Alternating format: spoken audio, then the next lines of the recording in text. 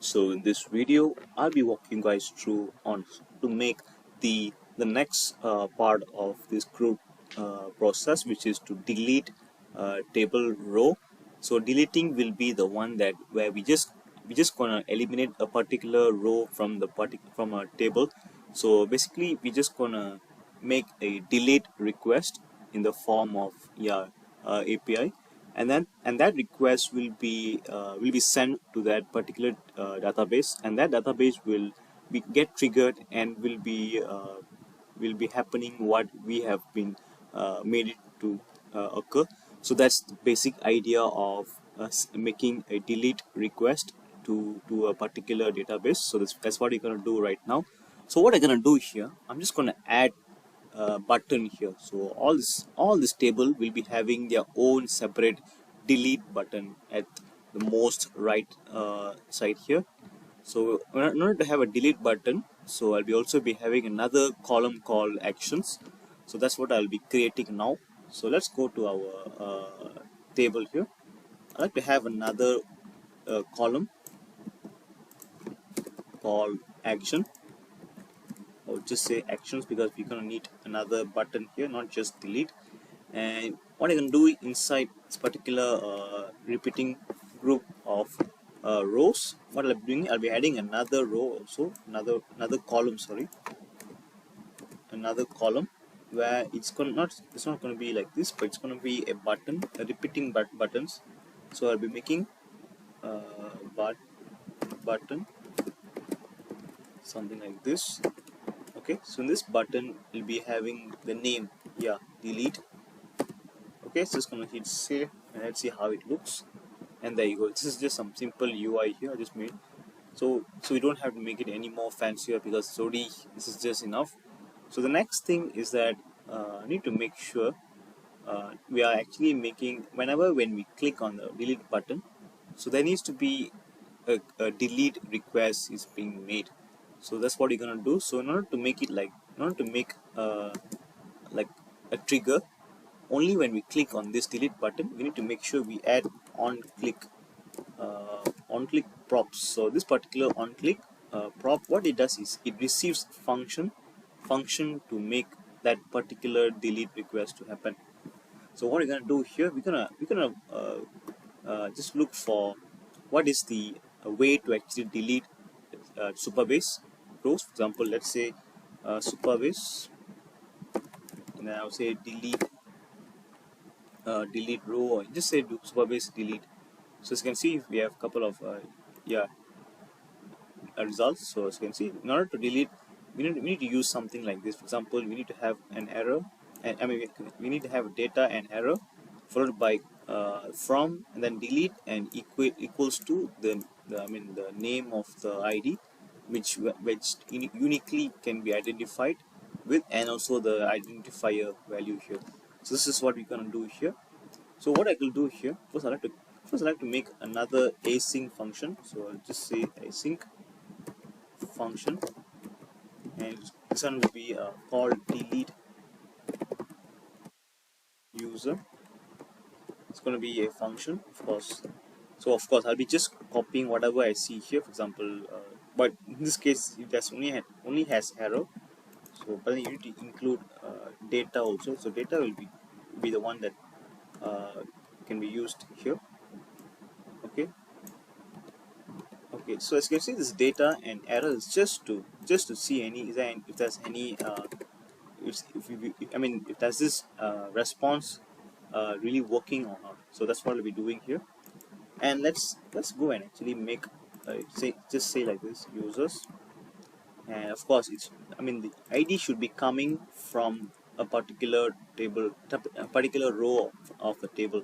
So as you can see here, this particular we need to send. Let's go here. We need to send, whenever when you click delete here, we are sending the ID of this row. The ID of this row is actually 1. So we are actually sending 1 to the particular this particular delete request. Okay, so how are we able to send this particular ID when you click on delete, is that we need to make sure we have a on click props, which has a function where we can actually make a arrow function, and then inside the arrow function we call the name of this particular delete user which you have just created, delete user. Okay, so inside delete user we're also going to pass the user ID also, which is going to be a dynamic data. So user ID like this, and of course when we are so currently we are passing user ID into this particular delete function. So when you go to delete function, what it does is here it looks for Supabase and it looks at the database called users, and it does the request is delete and it should equals to ID equals to okay, now we're gonna make this particular one to become a dynamic variable, not just one. So in this case I would like to make the parameter called user ID because that's what we are actually accepting it from this particular call function. So as you can see we are actually placing user ID as a parameter, so we also need to receive it as a user ID also. So I'm going to copy user ID and I'll be just replacing this with 1. Okay, so this is the basic idea of how to delete.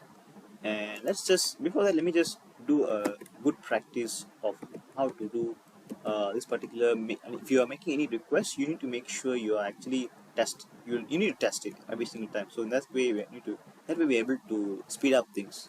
So if there's an error,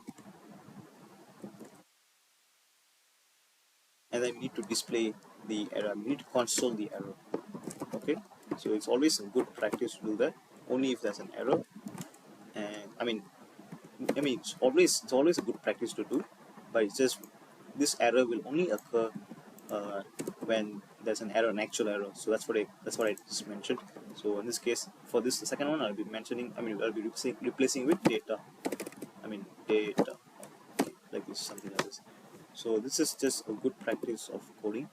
And yeah, the next thing is that, of course, since it's actually a request, I need to actually, let's say if I deleted a particular row.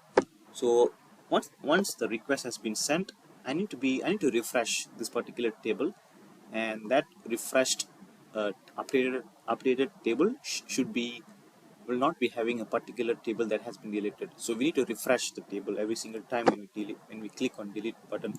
So in order to refresh, we're just gonna call this fetch users function every single time. Every single time when we click when you hit delete button. Okay, so we're gonna place it right here.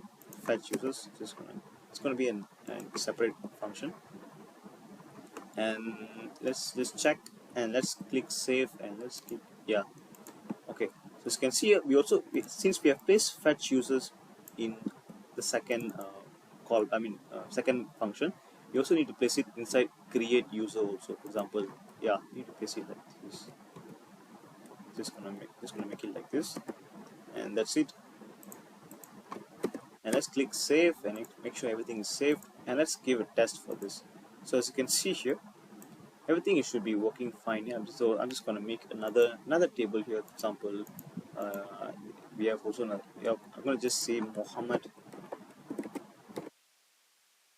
Okay, this is the one, and his age of 26.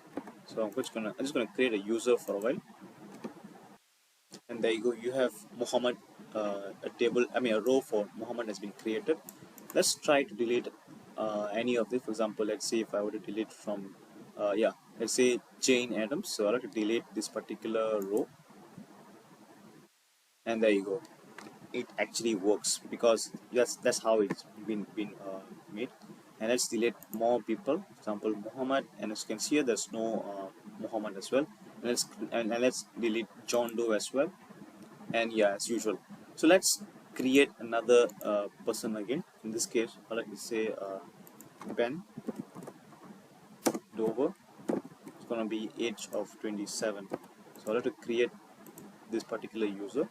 So as you can see, when I created Ben Dover, the ID has been made into 5. So it's just basically ID is basically like a unique number. Like no matter the users that you have deleted, it won't be having even they won't be having any numbers and any IDs in common. That's what ID is all about.